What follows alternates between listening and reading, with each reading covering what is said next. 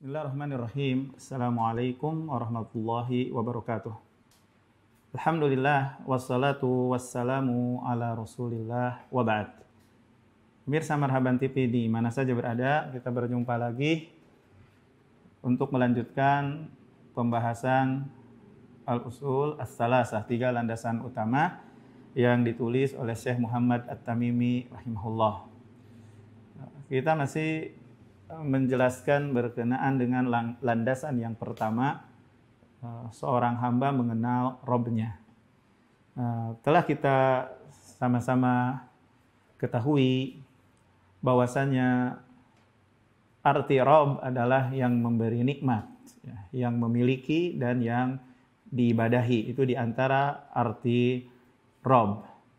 Kemudian untuk kita ketahui Rob kita atau cara mengenal Rob, yaitu Allah Subhanahu wa Ta'ala yang menciptakan, yaitu dengan melihat ayat-ayat kauni, yaitu ciptaan-ciptaan Allah Subhanahu wa Ta'ala, dan ayat-ayat syar'i yang terdapat di dalam Al-Qur'an. Jadi Allah yang menciptakan semua itu adalah satu-satunya yang berhak diibadahi. Kemudian telah kita jelaskan macam-macam ibadah yang mana kita mesti hanya kepada Allah sajalah kita beribadah, karena Allah lah yang mengurus kita, yang memberi nikmat kepada kita, yang menciptakan kita, yang mematikan kita. Seperti berdoa, berharap, takut, dan lain sebagainya telah kita jelaskan. Nah, sekarang penulis Syekh Muhammad At-Tamimi rahimahullah mulai akan menjelaskan kepada kita macam-macam ibadah beserta dalilnya. Macam-macam ibadah, dan setiap macam ibadah itu disertakan dalilnya. Qala al-muallif rahimahullah, wa fil hadis ad-du'a mukhul ibadah. Wad-dalilu qauluhu ta'ala wa qala rabbukum ud'uni astajib lakum innal ladzina yastakbiruna an ibadati sayadkhuluna jahannama dakhirin. Wa dalilul khauf qauluhu ta'ala fala takhafuhum wa khafuni in kuntum mu'minin. Wa dalilur raja qauluhu ta'ala faman kana yarju liqa'a rabbih falyamal amalan shalihan wa la yusyrik bi ibadati rabbih ahada. Wa dalilut tawakkul qauluhu ta'ala wa 'alallahi fatawakkalu in kuntum mu'minin. Wa qauluhu wa man yatawakkal 'alallah fahuwa hasbuh.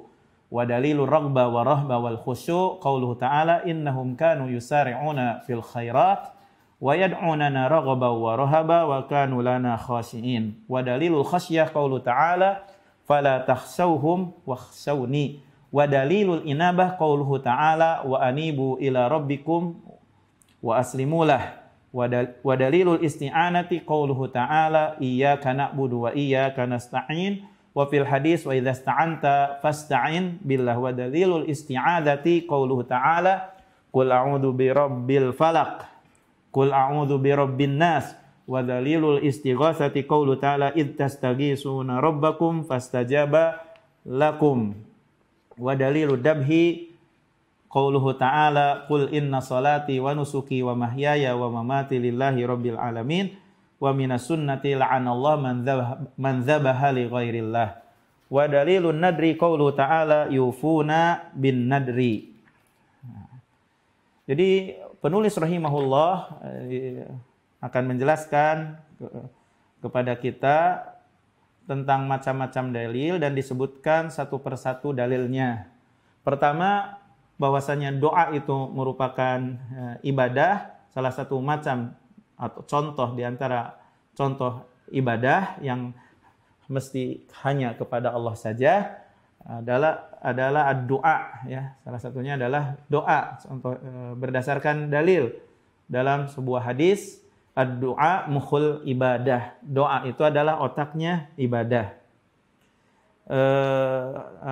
Hadis ini lemah, dan hadis yang tetap, yang sahih lafadznya dari Nabi SAW adalah ad-du'a huwal ibadah. Doa itu adalah ibadah. dalil yang menunjukkan bahwasanya doa itu adalah ibadah berdasarkan firman Allah Subhanahu wa taala, wa qala rabbukum ud'uni astajib lakum. Rabb kalian berfirman, mintalah kepadaku pasti aku akan kabulkan kepada kalian. Innal ladzina yastakbiruna an ibadati sayadkhuluna jahannama dakhirin. Maksudnya orang yang sombong dari beribadah kepadaku mereka akan masuk neraka jahanam. Syekh membawakan dalil dari Al-Qur'an dan juga dari hadis bahwasanya doa itu adalah ibadah. Bahwasanya doa itu ibadah karena berdasarkan firman Allah dalam ayat itu sendiri dikatakan innal ladzina yastakbiruna an ibadati. Sesungguhnya orang yang sombong dari ibadah kepadaku. Awalnya kan perintah untuk berdoa. Jadi Allah merintahkan untuk berdoa. Dan Allah juga menyanjung orang-orang yang berdoa. Banyak ayat yang menjelaskan sanjungan Allah kepada orang-orang yang berdoa. Nah, kemudian Allah mengatakan bahwasanya orang-orang yang sombong dari ibadah kepadaku. Tadi diperintahkan untuk berdoa, Allah akan kabulkan. Nah, kemudian setelah itu sesungguhnya orang-orang yang sombong dari beribadah kepadaku. Ini dalil yang dibawakan oleh saya bahwasanya doa itu adalah ibadah.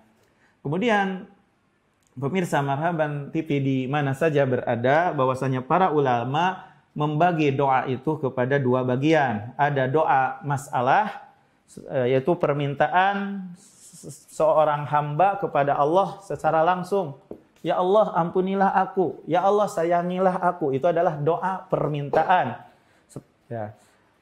Yang kedua adalah doa ibadah, yaitu semua macam ibadah. Semua ibadah yang kita lakukan itu adalah doa ibadah. Salat doa, saum doa, haji doa, zikir adalah doa. Gitu. Karena kenapa dinamai ibadah itu doa? Karena seorang hamba dengan sebab ibadah yang dia lakukan itu mengharapkan pahala. Gitu. Itu namanya doa ibadah. Jadi doa itu ada dua, doa masalah, doa ibadah. Nah semuanya itu hanya untuk Allah Jalla Jalaluh. Hanya diperuntukkan oleh Allah Subhanahu wa Ta'ala saja. Kemudian saya melanjutkan wadalilul khaufi. Terus macam ibadah itu adalah rasa takut. Dalilnya wadalilul khauf, dalil bahwasanya rasa takut itu merupakan salah satu macam di antara macam ibadah.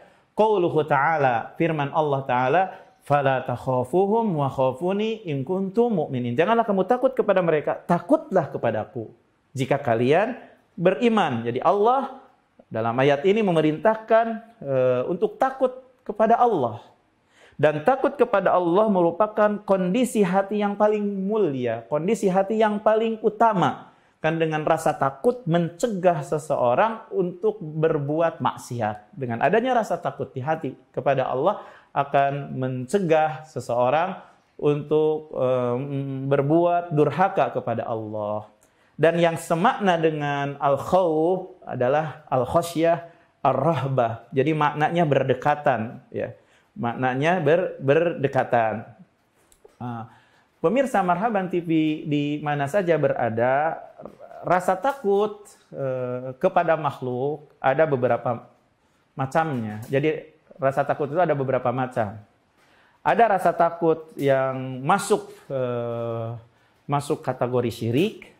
Bagaimana rasa takut yang masuk ke dalam kategori syirik? Itu takut kepada berhala, takut kepada orang yang mati. Meyakini bahwasanya mereka orang yang mati mengetahui yang gaib. Meyakini bahwasanya mereka itu bisa memberikan manfaat dan memadaratkan. Ada rasa takut demikian, itu masuk ke dalam kategori syirik, rasa takut kesyirikan. Ada juga rasa takut itu masuk ke dalam kedurhakaan, kemaksiatan seperti duduk dari berjihad, duduk dari berjihad. Ya, duduk karena rasa takut kepada musuh, pengecut. Nah, ini maksiat, durhaka, atau takut untuk amar ma'ruf dan nahi mungkar. Jadi meninggalkan amar ma'ruf dan nahi mungkar misalnya karena takut dari gangguan manusia. Ini termasuk maksiat. itu kedurhakaan. Adapun seperti misalnya takut karena corona, seperti wabah corona misalnya, maka itu adalah takut tobi'i, seperti takut kita kepada singa, ya. Takut kita kepada binatang buas atau hal-hal yang lain yang memudaratkan kita, maka itu adalah rasa takut tobi'i, tidak berdosa dan tidak tercela. Itu macam-macam takut. Nah, ya, ikhwani, pemirsa Marhaban TV di mana saja berada, adapun masalah takut yang ada padanya pengagungan, itu hanya untuk Allah saja.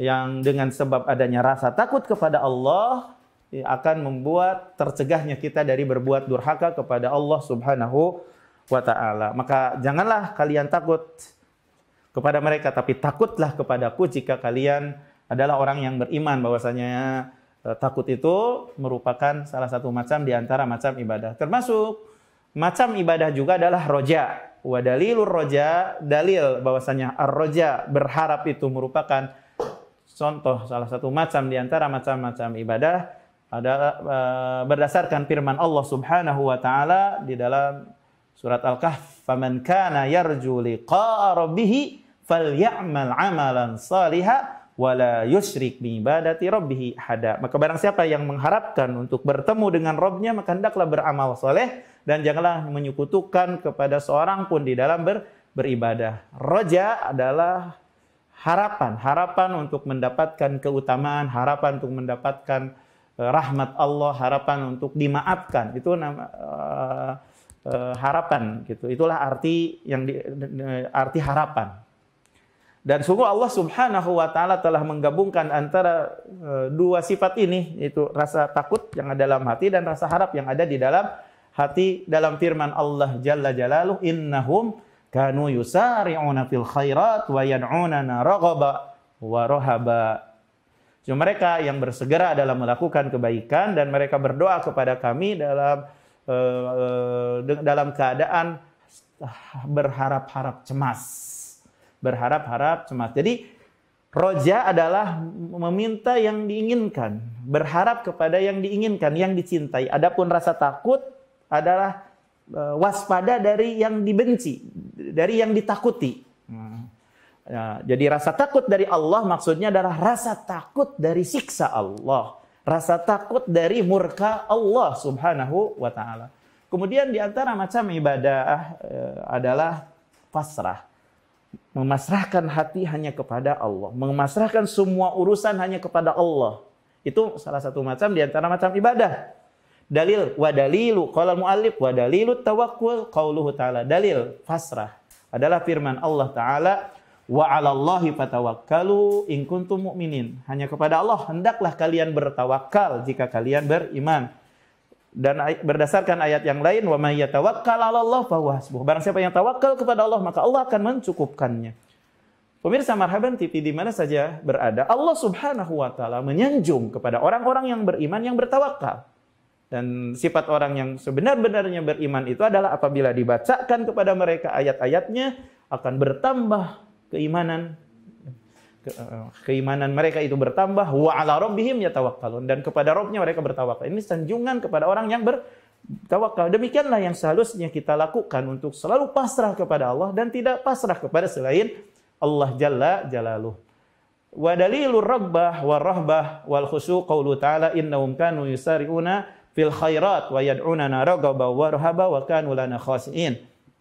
Wa dalilul khasyah qaulu ta'ala fala takhshawhum wahsawni. Telah dijelaskan tentang adanya kemiripan dari sisi arti. Khauf itu ada kemiripan dengan rogbah, ya, dan khasyah. Kalau rogbah ada kemiripan dengan roja, ya. Ya, sudah dijelaskan sebelumnya. Kemudian Syekh rahimahullah melanjutkan, wa dalilul inabati qaulu ta'ala wa anibu ila rabbikum wa aslimulah. Dalil bahwasanya kembali kepada Allah, taubat itu merupakan macam dari ibadah berdasarkan firman Allah, wa anibu ila rabbikum. Kembalilah kepada Rabb kalian. Yang dimaksud dengan ibadah kembali kepada Allah dalam segala urusan, menghadap kepada Allah untuk beribadah dan melaksanakan perintah Allah dan menjauhi larangan-larangan Allah. Itulah yang dimaksud dengan inabah. Jadi inabah itu salah satu macam di antara macam ibadah.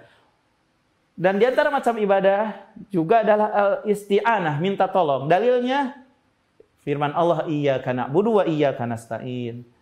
Hanya kepadamu kami beribadah dan hanya kepadamu kami minta tolong. Juga berdasarkan hadis, idza sta'anta fasta'in billah. Apabila kau minta, mintalah kepada Allah. Dalil bahwasannya isti'adah, minta perlindungan, merupakan salah satu macam dari ibadah adalah firman Allah, qul a'udzu birabbil falaq. Qul a'udzu birabbin nas. Aku berlindung kepada Allah pengurus falak. Aku berlindung kepada Allah pengurus manusia. Dalil istighosah merupakan salah satu macam dari macam ibadah adalah firman Allah, id tastaghitsuna rabbakum fastajaba lakum. Ketika kalian minta tolong kepada Rabb kalian di saat sangat sempit, maka Allah kabulkan kepada kalian. Jadi isti'anah, minta tolong.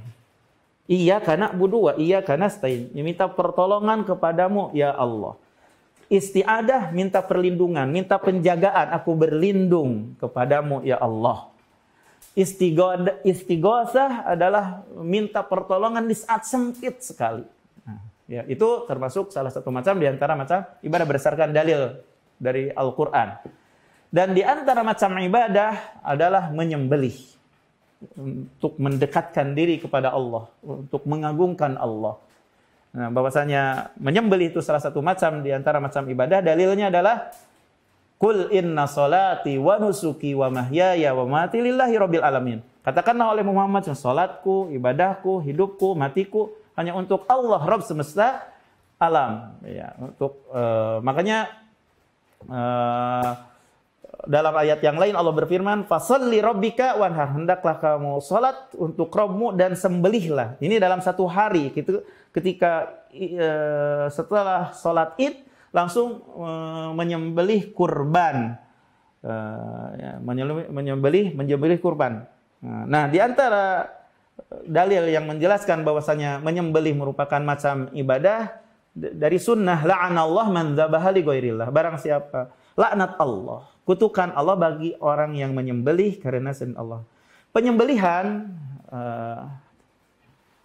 dalam rangka mendekatkan diri kepada Allah itu bermacam-macam. Ada kurban, ada hadiyu di waktu haji atau umroh, ada akikah. Semua itu pengorbanan yang ada di dalam syariat. Ada yang ada dalam syariat. Semuanya adalah untuk Allah Subhanahu wa ta'ala. Kemudian terakhir adalah dalil bahwasanya nadar itu termasuk salah satu macam di antara macam ibadah berdasarkan firman Allah, yufuna bin nadar. Mereka menunaikan nadar. Jadi Allah Jalla Jalaluh menyanjung di dalam ayat ini yang menunaikan nadar. Dan yang dimaksud adalah yang menunaikan nadar dalam ketaatan. Berdasarkan sabda Nabi SAW, man nadhara an yuti Allah fal yuti'hu. Barang siapa yang bernadar untuk taat kepada Allah, hendaklah melaksanakannya. Adapun bernadar untuk berbuat durhaka, maka tidak boleh ditunaikan. Berdasarkan sabda Nabi SAW, wa man nadhara an ya'si Allah fala ya'sih. Barang siapa yang bernadar untuk durhaka kepada Allah, maka tidak boleh dilaksanakan. Ya. Jadi kita tatkala bernadar untuk taat wajib untuk ditunaikan. Seperti umpamanya kita mengatakan atau aku akan melaksanakan saum. Ya betul. Saya bernadar untuk melakukan saum pada hari anu. Aku berjanji bernadar untuk bersedekah begini dari harta. Ya, itu harus dilaksanakan. Nah, tapi selayaknya bagi kita itu tidak gampang untuk bernadar. Kenapa? Karena Nabi SAW melarang dari bernadar. Karena sesungguhnya tidaklah dikatakan bahwasanya yang bernadar itu keluar dari orang yang bakhil. Keluar dari orang yang bakhil. Tapi kalau sudah kita bernadar untuk taat harus dilaksanakan. Dan Allah Subhanahu wa taala mencela orang yang menyelisihi janji. Itu dalil-dalil yang dibawakan oleh penulis rahimahullah secara tersendiri dari macam-macam ibadah yang dicontohkan sebelumnya. Nah, jadi penjelasan tentang landasan yang pertama sudah selesai, yaitu mengenal Rabb. Jadi seorang hamba, landasan yang pertama itu adalah yaitu seorang hamba mengenal Rabb. Rabb itu adalah yang memiliki, yang memberi nikmat, yang memberi rizki, yang menciptakan, yang diibadahi yang diibadahi, yang satu-satunya yang mesti diibadahi. Dan contoh-contohnya seperti yang telah dijelaskan barusan, bahwasanya kita berdoa hanya untuk Allah, takut hanya kepada Allah, tidak boleh dipalingkan kepada selain Allah. Barang siapa yang memalingkan kepada selain Allah, maka sungguh dia telah kafir, dia telah musyrik. Demikian yang bisa disampaikan pada pertemuan ke-6 pada pembahasan kajian kitab Usul As-Salasah, dan insyaallah pada pertemuan yang berikutnya kita lanjutkan landasan yang kedua, asal yang kedua, prinsip yang kedua, yaitu mengenal agama Islam berdasarkan dalil. Untuk sementara dicukupkan demikian, mudah-mudahan bermanfaat. Wassallallahu ala nabiyyina Muhammad. Subhanakallahumma wa bihamdika asyhadu an la ilaha illa anta astaghfiruka wa atubu ilaik. Wassalamualaikum warahmatullahi wabarakatuh.